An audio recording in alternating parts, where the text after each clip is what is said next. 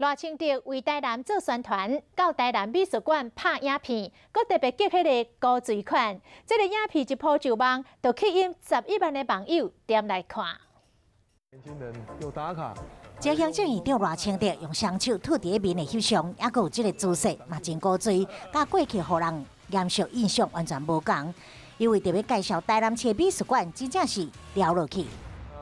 以前不要说用懵的姿态打卡，我连打卡都没有。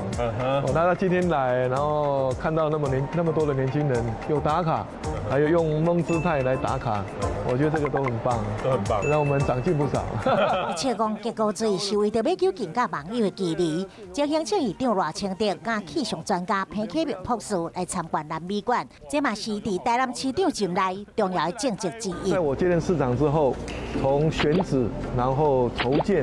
开国际标到新建完成，已经成为台南市市民文化的地标、生活的所在。这段影片铺就赖清德的面书，吸引超过11万人次观看，网友嘛留言讲伊真古锥，而且因为美术馆的建筑设计非常有美感，真正是吸引袂少人来拍卡。下回来到台南，不妨来美术馆行行咧，感受府城的艺文气息。